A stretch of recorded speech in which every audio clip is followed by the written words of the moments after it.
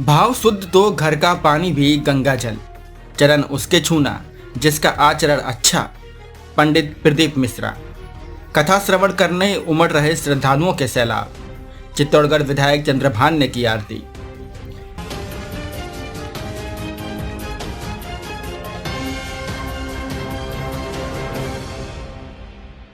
नमस्कार दर्शकों, मैं हूं आरती और आप देख रहे हैं आकाश गंगा न्यूज। आइए बढ़ते हैं आज की खबर की ओर।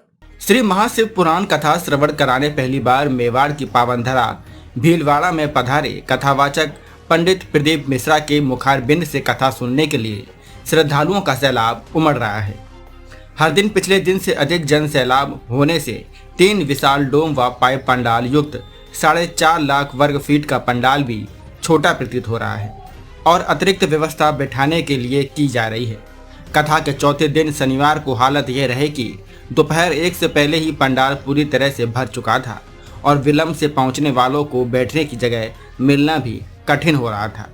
संकट मोचन हनुमान मंदिर के महंत बाबू गिरिजी महाराज के सानिध्य में हो रही कथा के चौथे दिन पंडित प्रदीप मिश्रा ने शिव महापुराण के विभिन्न प्रसंगों की चर्चा करते हुए कहा कि भगवान को आपकी दौलत नहीं, भावना चाहिए। शिव का अभिषेक करने के लिए गंगा यमुना का जल जरूरी नहीं। यदि आपकी भावना शुद्ध है तो घर का जल भी गंगा जल व जमुना जल बन जाता है। उन्होंने कहा कि चरण उसके छूना चाहिए जिसका आचरण अच्छा हो। जिसका आचरण अच्छा नहीं वह चाहे कितनी भी ऊंची गद्दी पर बैठ जाए, उसके चरण नहीं छूना चाहिए। माता पिता और पति के चरण छूने चाहिए। पतियों को भी पत्नी के मन को जान उनका दिल छूने का प्रयास अवश्य करना चाहिए। जीवन में कितनी भी परेशानी हो, चेहरे की मुस्कुराहट कभी कम नहीं होनी चाहिए। महाराज ने कहा कि जीवन में गुरु मंत्र से अधिक जरूरी गुरु का मत या विचार जानना है। गुरु के विचारों को अपने जीवन में उतारें। ये कथा शिव का मंत्र नहीं, उनका मत देने आई है। शिव का मत जान दिया तो संसार सागर से पार हो जाएगा।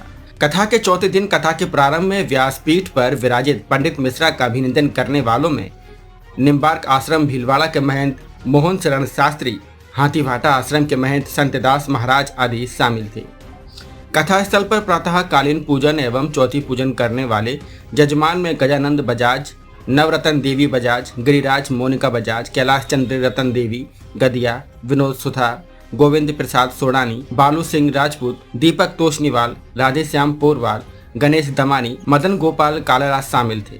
चौथे दिन कथा विश्राम पर व्यासपीठ की आरती करने वालों में चित्तौड़गढ़ विधायक चंद्रभान सिंह आक्या, बड़ी साजड़ी के पूर्व विधायक प्रकाश चंद्र चौधरी, पूर्व सभापति ओम नारायणीवाल, लक्ष्मी नारायण डाड, बाबूलाल जाजू, बनवारी लाल मुरारका, शिव बाल्दी, रामपाल गिरिराज असावा, देवेंद्र बाफना, आशा सुनील मुंद्रा, विष्णु ओझा, अनिल सोनी, नरेंद्र कोठारी, हितेंद्र सोमानी, अलका नेहा जोशी, गीता पोखरना, राजू बहेड़िया, जगदीश इनानी, जगदीश सोमानी, राजेश कुदाल, सत्तू गुगड़, कैलाश गुगड़, राजेंद्र कोगटा, हरि अग्रवाल आदि शामिल थे।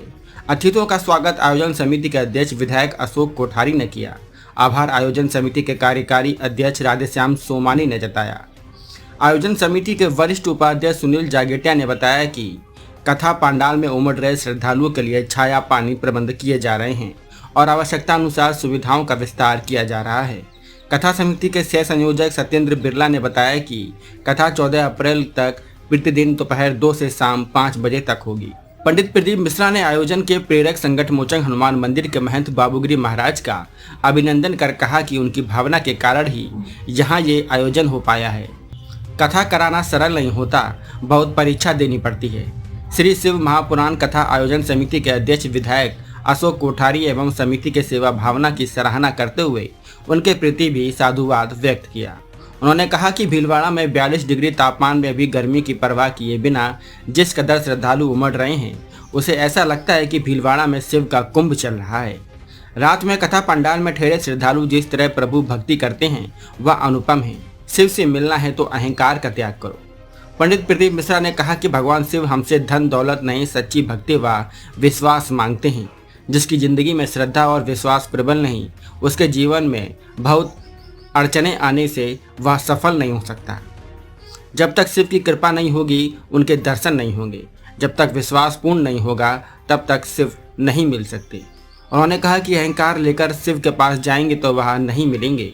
शिव से मिलने के लिए जीवन में सरलता व सादगी चाहिए। जीवन में मैं और मेरा का त्याग करो, शिव मिल जाएंगे। कथा के दौरान मंच से मालामाल काशी वाले ने लुटा दिया भंडार। काशी वाले ने भजन गाए तो महिलाएं झूम उठी। कथा शुरू होने से पूर्व पंडाल में कथा आयोजन समिति दोपहर 12 बजे से 1 बजे तक हनुमान चालीसा का पाठ किया गया। प्रतिदिन प्रदर्शित हो रही सजीव झांकियां। कथा में प्रतिदिन विश्राम से पूर्व मंच पर भगवान शिव से जुड़ी अलग अलग सजीव झांकियां का प्रदर्शन हो रहा है।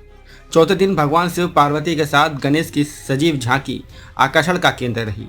भीलवाड़ा विधायक अशोक कोठारी ने आमजन की तरह सबसे पीछे बैठकर कथा सुनी। अब कई लोग कहते हैं गुरुजी, मान लो कोई ने अगर हमारे कानों में आकर कुछ कह दिया और हमने सुन लिया और सुनकर हमारा घर टूट गया, तो उस घर को वापिस जोड़ना है तो क्या करना पड़ेगा? तो कितनी सुंदर बात कही है। लोहे को काटने के लिए लोहे का प्रयोग करना पड़ता, रोग को मिटाने के लिए दवाइयों का प्रयोग करना पड़ता। उसी तरह अगर तुम्हारा घर दूसरों के सुनने से बिगड़ा है तो तुम्हारा घर शिव महापुराण की कथा सुनने से सुधरना प्रारंभ होगा। सुनने से बिगड़ा, यदि घर सुनने से बिगड़ा है तो सुनने से ही सुधरेगा। दूसरे का कहना सुना, घर बिगड़ा। अब शिव पुराण सुनो, घर सुधरे। ऐसी ही खबरों को देखने के लिए बने रहिए आकाशगंगा न्यूज के साथ। अगर आपको हमारी खबर पसंद आई हो तो खबर को लाइक करें, सब्सक्राइब करें व शेयर जरूर करें। आपसे फिर होगी मुलाकात, तब तक के लिए नमस्कार।